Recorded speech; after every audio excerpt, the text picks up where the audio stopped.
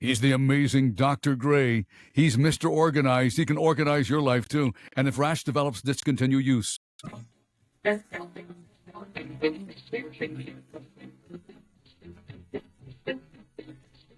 This is the world famous Strictly Business Show.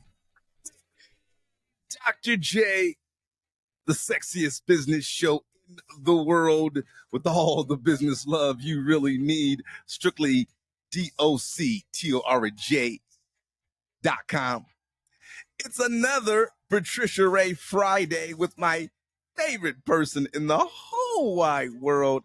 She is an award-winning actress and podcaster, Patricia Rae May, on Patricia Rae Fridays here with Dr. J. Hi, Patricia. Hi, folks. Hello, my friends, everyone driving to work, listening to Strictly Business with Dr. J. Thanks for having me. Thanks for hosting me every Friday and giving us a platform. We have so much fun. And, well, thank you for the check. I'm kidding. She doesn't send me a check. He doesn't send me one either. I love you, Patricia. I love to go into the weekends with you on Patricia Rae Fridays. This is going to have to be a national day. Patricia Rae Friday. It should be a national day. And speaking of national days, do you know what national day it is, Patricia Rae? Something to do with ice cream? It is National Ice Cream Sandwich Day. Not sandwich, sandwich. Sandwich Day. Sandwich Day. Are you a big ice cream sandwich person? I love ice cream sandwiches. What's your favorite? My husband favors the Neapolitan with the vanilla, the strawberry, and the chocolate. Oh, that's good. Those are good. Yeah. But I like any kind of ice cream sandwich. But I try not to eat too many of them because I have a gluten allergy. So. You can eat a lot of those things. Those things aren't hearty. They are not. You can eat a whole box before you know it. I like the OG ice cream sandwich, but I also like the ones with the cookie on the outside and the ice cream in the middle. The Chipwich. Yes, the Chipwich. So good. God, that just seems, that ice cream never seems to melt. It's just firm and it's just stays together to the very last bite. Very last. And also, one of my childhood favorites was the Carvel saucer. The flying saucer ice cream sandwich with that crunchy, like Oreo cookie. Mm-hmm. Oh, that was so good. I love those. I love the chocolate chip mince ones. Oh, well, so good. It's Friday, so that means it's going to be National Ice Cream Sandwich Weekend. That's true. how we do that. Yeah, Strictly Business. So just go wild all weekend on National Ice Cream Day. And it's also International Beer Day. You're a big beer drinker? I am not, because it has a lot of gluten in it because of the yeast. So I always try to stay away from beer. Even I do pick my battles though. Like I'll drink wine even though it's high in sugar, and that also like perpetuates people with yeast sensitivities. But you know what? You can't stay away from everything. But I'd rather have a glass of wine or champagne than a glass of beer because it really bloats my belly. Nobody likes a girl with a big beer belly. And the beer gets stuck right in the midsection there. It's like after, it goes down so far and it gets stuck right there. It's like, oh God, what is that? And you can totally tell when girls are big beer drinkers because they have those beer bellies. It just really, it's very inflammatory. It's not attractive. Yeah. It's not a good you know what, guys? Go out there and have yourself a beer today on National Beer Day. That's why International Beer Day. Oh, international. Have a Guinness. I do like a good Guinness every St. Patty's Day because I'm always Irish on St. Patty's Day because my name's Patricia. Well, aren't we all? Well, this is why I stick to the hard liquor, so no problems there. Okay, Patricia, I reported this story earlier this week, and I had to bring it back again by popular demand. Popular.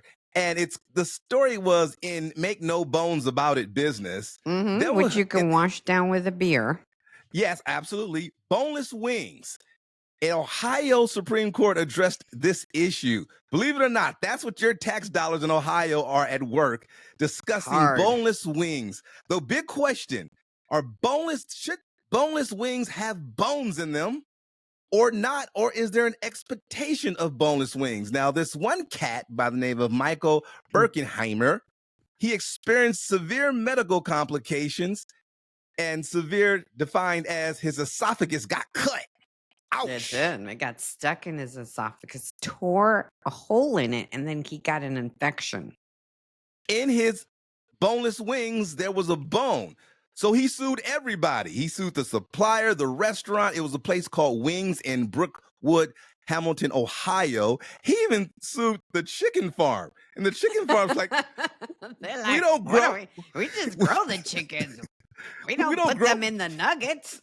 We don't grow boneless chickens here. This is not a boneless chicken farm. What are you suing us for?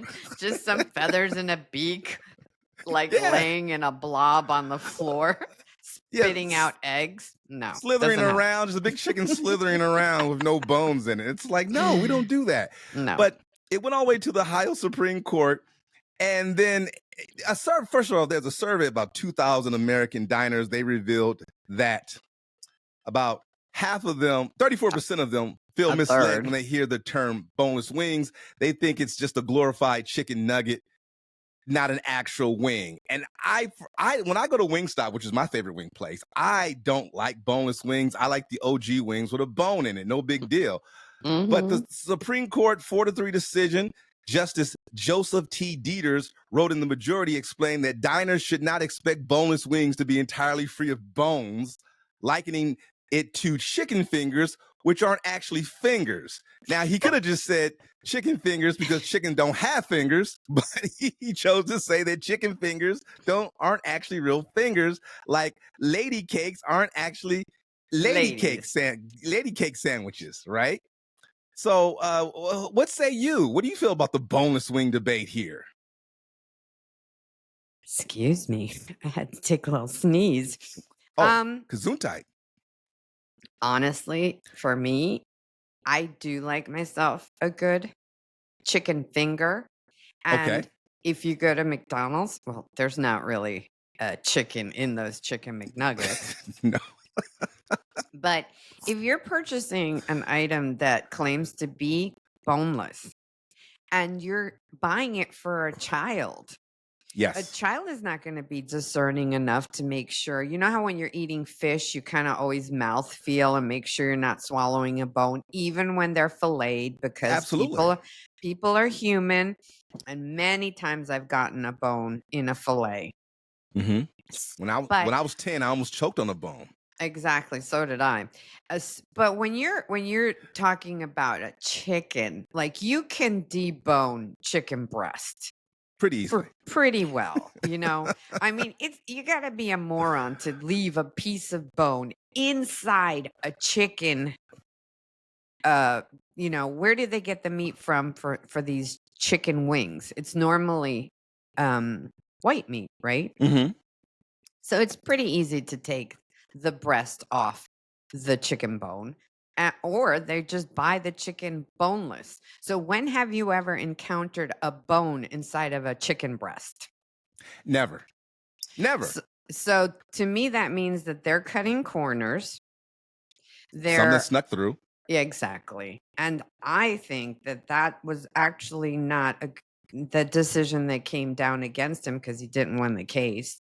There was a dissenting judge who said there should be a reasonable expectation that there are no bones in a boneless chicken wing. And I agree with him. I mean, I concur. If you gave that child, or he had bought that for his niece or nephew or, daughter, son, and the child choked on it, they would have won that case. Yeah, and you got to assume ladyfinger sandwiches, if you bite down on the finger, remember, what's that one spot that someone bought some chili and there was a finger in it? I mean, oh my God, like an actual finger? Yeah, Wendy's years ago, there was a little tip of a finger in a chili. It was national news. I think you were in a coma that year. because everybody heard about this, Patricia. Well, I remember not eating at Wendy's ever again, but I didn't remember it was for the fingertip. It was the fingertip and the chili. So but under this judge's understanding is that there's no expectation that I shouldn't expect a finger in my chili. You know, it's meat, it's ground beef, right? Well, is your finger still ground beef? But I agree, if I give this to my child, and I have 2 sons, or if I bite a boneless chicken piece and I chip my tooth, there should be hell to pay. That's clearly. I think that the owners or the not the consumer, but what's the other person? The retailer. The retailer has a responsibility when you claim something that it should hold to what you're claiming. Otherwise, just say semi-boneless chicken wings. Prepared to search for bones. Prepared to eat bones, chicken wings. In this last minute, I would say that it's called Wood. That's the joint that was called that he went to it's called Wings. Wings in Brookwood, Hamilton, Ohio. They owe them something. But what they're going to do now is they're just going to put up a sign that said, eat boneless wings at your own risk. Or they're going to say, just because they say boneless, there could be a bone in. That's all they're going to do. They're going to put some disclaimer on it that some of our boneless wings may have bones in them. May contain bones. And I'm okay with that. I'm okay with them putting up a warning sign, you know? And if you're at Wendy's, your chili may have chili a may contain fingers in it. Happy Friday. Yeah, happy Friday. That's a Friday story. It's not Friday the 13th, is it? No, it's Friday, August 2nd. So there you have it. We'll have to see where this else goes. Hopefully nobody else bites. So be careful when you're biting into your boneless wings. You could cut your esophagus. It's Patricia Rae Fridays with me, Dr. J, the sexiest business show in the world on New HD Radio.